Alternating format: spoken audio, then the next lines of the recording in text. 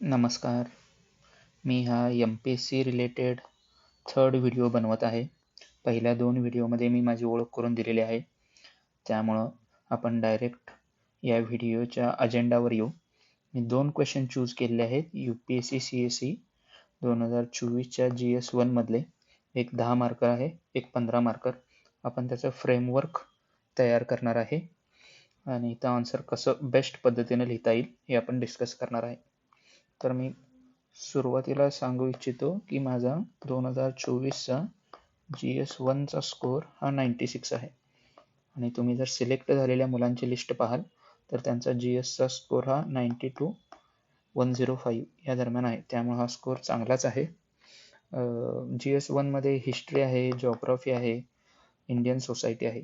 त्यामुळे ज्यांचा history optional आहे त्यांना इथं फायदा होतो. ज्यांना सोशियोलॉजी यांचा ऑप्शनल आहे त्यांना GS1 ला फायदा होतो. आणि तुम्ही जर मार्कशीट पाहिली तर ज्यांचे हे ऑप्शनल आहे त्यांचा GS1 ला चांगला स्कोर आलेला तुम्ही पाहाल. नाहीतर मोस्टली 2024च्या लिस्टमध्ये लोकांना या रेंजमध्ये मार्क आहे.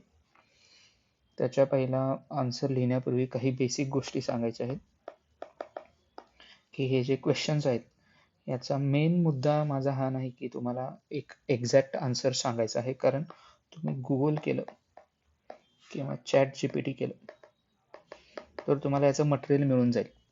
त्यामुळं आपल्याला काही याच्यावर PhD करायची नाही. तुम्ही क्लासेसचे जर सोल्युशन्स पाहिले तर 150 वर्ड्सच्या आन्सरमध्ये ते 1000 वर्ड्सचं एक्सप्लेनेशन देतात, जे पॉसिबल नाही. ते गुगल करून ChatGPT यूज करून PhDचे पेपर्स वाचून त्याच्यामध्ये आन्सर देतात. पण रिअल टाइममध्ये एक्झामच्या प्रेशरमध्ये,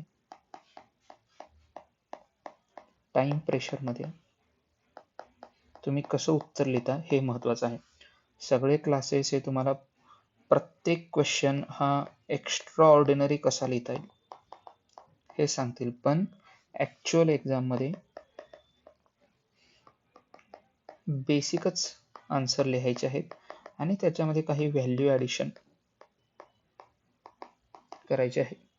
त्यामुळे जे 2 पेजेस मिळतात 150 वर्ड्स, 10 मार्काचा ज्या वेळेला आन्सर लिहायचा आहे त्यावेळेला, तर ते 2 पेजेस कसे भरता येतील याच्यावर आपण भर दिला पाहिजे आणि त्याच्यामध्ये कसं व्हॅल्यू ॲडिशन करता येईल. तर आपला पहिला क्वेश्चन आहे, underline the changes in the field of society and economy from the Vedic to the later Vedic period. Vedic to the later Vedic period. तर या क्वेश्चन मध्ये त्यांनीच 2 पार्ट करून दिलेत. एक म्हणजे सोसायटी, दुसरं आहे इकॉनॉमी आणि त्यांनी चेंजेस विचारलेले आहेत. तर या क्वेश्चनचा आन्सर पहा. इंट्रो मध्ये तुम्ही टाइमलाईन घेऊ शकता आणि हेच बेसिक आहे. ती टाइमलाईन अर्ली वेदिक पिरियडची 500 to 1000 आणि लेटर वेदिकची 1000 to 600. हेच बेसिक इंट्रो मध्ये. त्याच्यानंतर त्यांनी क्वेश्चन मध्येच 2 पार्ट्स केलेत. एक आहे सोसायटी, दुसरा आहे इकॉनॉमी. त्यामुळे हेडिंग मध्ये एका ठिकाणी सोसायटी, त्याच्यामध्ये 4 पॉइंट्स या 5 पॉइंट्स येतील आणि इकॉनॉमी मध्ये 4-5 पॉइंट्स येतील. मग तुम्ही हे टेबल फॉर्म मध्ये लिहू शकता की early Vedic period to later Vedic period कसे चेंजेस झाले, किंवा तुम्ही एखादा सिंगल पॉइंट लिहू शकता तो अर्ली वेदिक पिरियड मध्ये कसा होता आणि त्याच्या खाली तुम्ही लेटर वेदिक पिरियड मध्ये काय चेंजेस झाले ह्या गोष्टी लिहू शकता. मग सोसायटी मध्ये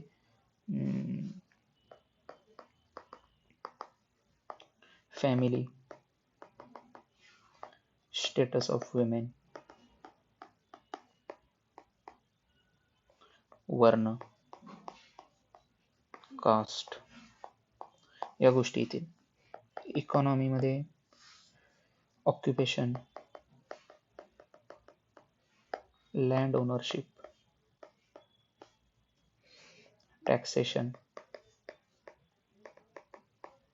ट्रेड, importance of cattle, या गोष्टी येतील. पण या व्हिडिओचा मेन मुद्दा आहे की या गोष्टी तुम्हाला कुठंही गुगल केल्या तरी मिळतील. मला महत्त्वाचं सांगायचं आहे की इंट्रो मध्ये काही एक बेसिक टाइमलाईन तुम्ही लिहू शकता आणि मेन आहे की क्वेश्चनचा आन्सर हे 2 पार्टमध्ये असायला. एक सोसायटी आणि त्याच्यानंतरचं आहे इकॉनॉमी. ते तुम्ही 4-4 पॉईंट्समध्ये एकतर तुम्ही टेबल फॉर्मॅटमध्ये लिहू शकता किंवा सिंगल पॉईंट्समध्ये लिहू शकता. याच्यामध्ये यायलाच हव्यात मोस्ट IMP गोष्टी काय आहेत तर एक टाइमलाईन यायला हवी. कोणते पॉईंट्स की विमेन रिलेटेड डिस्कशन व्हायला हवं, वर्ण व्हायला हवं, काही स्पेसिफिक वर्ड्स जसे बली, निशक ह्या गोष्टी ॲड व्हायला पाहिजेत जे तुमचा आन्सर आणखीन चांगलं बनवतील. व्हॅल्यू ॲडिशनसाठी एकतर तुम्ही हे वर्ड्स यूज करू शकता किंवा मॅप, ज्याच्यामध्ये अर्ली वेदिक पिरियडमध्ये एरिया कोणता होता आणि लेटर वेदिक पिरियडमध्ये एरिया कोणता होता आणि काय चेंजेस झाले. पण हा क्वेश्चनच आहे 10 मार्काचा, ज्याच्यामध्ये तुम्हाला 2 पेजेस मिळतील. UPSC मध्ये फक्त साईडला मार्जिन आहे, खालीवर नाही, हे नाही. तुमचा मग क्वेश्चन इथंपर्यंत येईल. तुमची इंट्रोडक्शन 2 या 3 लाईनमध्ये, त्यानंतर तुमचं फर्स्ट हेडिंग हे 4 पॉईंट्स, तुमचं सेकंड हेडिंग इथे 4 पॉईंट्स आणि तुमचं कन्क्लुजन हे इतकंच याच्यामध्ये बसतं. जर तुम्हाला पॉईंट्स आलेच नाहीत तर तुम्ही मॅप वापरू शकता, मग तो मॅप इथं काढू शकता. कन्क्लुजन ब्रॉडर असायला पाहिजे. मग अर्ली वेदिक पिरियडमधून लेटर वेदिक पिरियडमध्ये चेंजेस होताना याचा इम्पॅक्ट असा झाला की फारच रिस्ट्रिक्शन्स सोसायटीवर आले, त्यामुळे जैनिझम आणि बुद्धिझम इमर्ज झाला. हे तुम्ही कन्क्लुजन मध्ये लिहू शकता. किंवा महाजनपद इमर्ज होण्यामध्ये याचा कसा इम्पॅक्ट झाला हे तुम्ही लिहू शकता. तर पहिल्या क्वेश्चन मध्ये हे जे पॉईंट्स आहेत हे तुम्हाला कुठेही मिळतील, तुम्ही गुगल केला तरी. पण इम्पॉर्टंट असं आहे की तुम्ही 2 पार्ट्समध्ये डिवाइड करायला हवं. एक बेसिक इंट्रो, त्याच्यानंतर 2 पार्ट्स, एक सोसायटी, दुसरा इकॉनॉमी. तुम्ही टेबल फॉर्ममध्ये किंवा पॉईंट्स वाईज लिहू शकता. व्हॅल्यू ॲडिशन किंवा इम्पॉर्टंट गोष्टी आहेत, टाइमलाईन, विमेन, वर्ण, काही स्पेसिफिक वर्ड्स, जर तुम्हाला काही सुचत नसेल तर मॅप, आणि कन्क्लुजन जे आहे ते ब्रॉडर असायला पाहिजे, ज्याचा तुम्ही या सर्व गोष्टींचा इम्पॅक्ट होऊन जैनिझम आणि बुद्धिझम कसं इमर्ज झालं किंवा याचा महाजन पदावर कसा इम्पॅक्ट झाला या गोष्टी तुम्ही मेन्शन करू शकता. आता आपण सेकंड क्वेश्चन बघू. How far was the industrial revolution in England responsible for the decline of handicrafts and cottage industries in India. हा जर तुम्ही क्वेश्चन व्यवस्थित बघाल तर हा एक डिबेट आहे. याच्यामध्ये त्यांनी असं विचारलंय की इंडस्ट्रियल रिव्होल्यूशन कसं रिस्पॉन्सिबल आहे आणि हाऊ फार हे कितपत रिस्पॉन्सिबल आहे आणि अदर फॅक्टर्स कसे रिस्पॉन्सिबल आहेत हे या क्वेश्चनच्या आन्सरमध्ये सांगायचं आहे. त्यामुळं जर आपण हा सेकंड क्वेश्चन बघितला तर त्याच्या इंट्रोमध्ये इंडस्ट्रियल रेव्होल्यूशनची डेफिनेशन येईल. तुम्ही टाइम पिरियड लिहू शकता किंवा जर तुम्हाला स्पेसिफिक जर डेफिनेशन कुठल्या फिलॉसॉफरची माहीत असेल तर ते लिहू शकता. हे late 18th century to early 19th century किंवा कुठल्या फिलॉसॉफरची जर तुम्हाला डेफिनेशन माहीत असेल तर लिहू शकता. हा 15 मार्कर्स क्वेश्चन आहे, ज्याच्यामध्ये 250 वर्ड्स लिहायचे आहेत आणि 3 पेजेस आहेत. आणि जर तुमचा हिस्ट्री ऑप्शनल नसेल तर हे 3 पेजेस भरणं फार डिफिकल्ट आहे. त्यामुळं इथंपर्यंत क्वेश्चन आला, इथंपर्यंत तुमचं इंट्रोडक्शन आलं, त्याच्यानंतर इथं तुम्ही एक व्हॅल्यू ॲडिशन म्हणून इंडस्ट्रियल रिव्होल्यूशननुसार कोणत्या मशिनरी आल्या, म्हटलं स्पिनिंग जेनी आलं, स्टीम इंजिन आलं, त्याच्यानंतर रेल्वे आली, या गोष्टी इथं मेन्शन करू शकता. त्यामुळे ही तुमची जागा जाईल. त्याच्यानंतर हेडिंग येईल. त्या हेडिंगमध्ये येईल की याचा कसा या इंडस्ट्रियल रिव्होल्यूशनचा कसा इम्पॅक्ट झालेला आहे. त्याच्यामध्ये तुम्ही मशीन मेड आहे, त्यामुळे लो कॉस्ट, इंडियनचं मॅन्युफॅक्चरिंग कमी झालं, इंडिया ॲज अ कॉलनी फक्त रॉ मटेरियल सप्लाय करते. तुम्ही एक फॉर एक्झाम्पल म्हणून टेक्स्टाईल इंडस्ट्रीचं उदाहरण देऊ शकता. या सर्व गोष्टी असे 5-6 पॉईंट हे इथपर्यंत येतील. त्याच्यानंतर तुमचं हेडिंग येईल की अदर फॅक्टर्स. अदर फॅक्टर्स काय आहेत?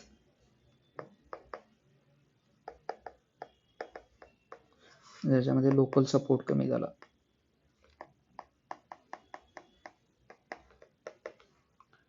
लँड रेव्हेन्यू पॉलिसी असेल,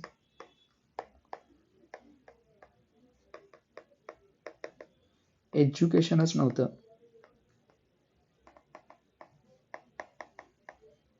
त्यामुळं इनोव्हेशन झालंच नाही, किंवा लोकल इंडस्ट्रीज डेव्हलपच झाल्या नाहीत. हे जे अदर फॅक्टर्स आहेत हे तुम्ही सेकंड पार्टमध्ये इथून मेन्शन करू शकता आणि ते इथेपर्यंत येईल आणि तुमचं कन्क्लुजन इथे येईल.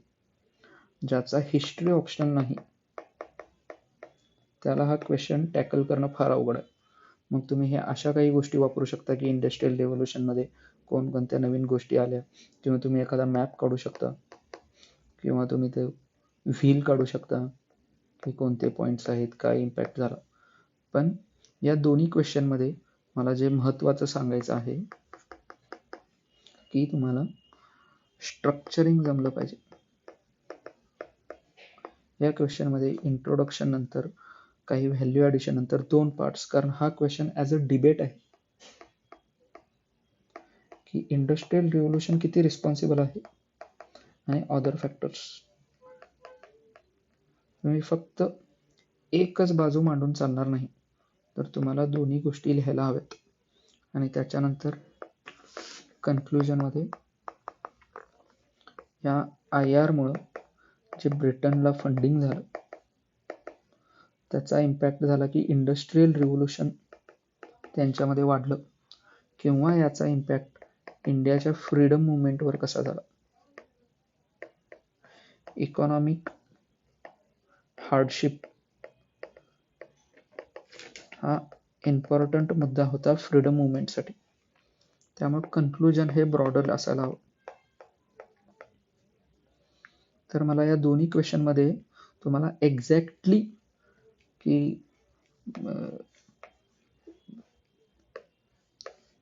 ऋग्वेदिक पिरियड काय आहे, लेटर वेदिक पिरियड काय आहे, किंवा इंडस्ट्रियल रिव्होल्यूशन काय, हे न सांगता मला सांगायचं होतं की आन्सरचं स्ट्रक्चरिंग कसं असायला हवं आणि रिअल टाईममध्ये कोणत्या गोष्टी पॉसिबल आहेत.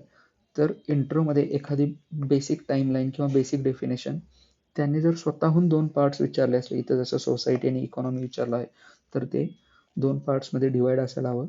तुम्ही ते एकतर टेबल फॉर्ममध्ये लिहू शकता किंवा पॉईंट्स फॉर्ममध्ये लिहू शकता. आणि कन्क्लुजन जे आहे ते ब्रॉडर असायला पाहिजे, जे ब्रॉडर इश्यूला कनेक्ट करायला हवं. आणि व्हॅल्यू ॲडिशनसाठी तुम्ही मॅप वापरू शकता, काही स्पेसिफिक वर्ड्स वापरू शकता.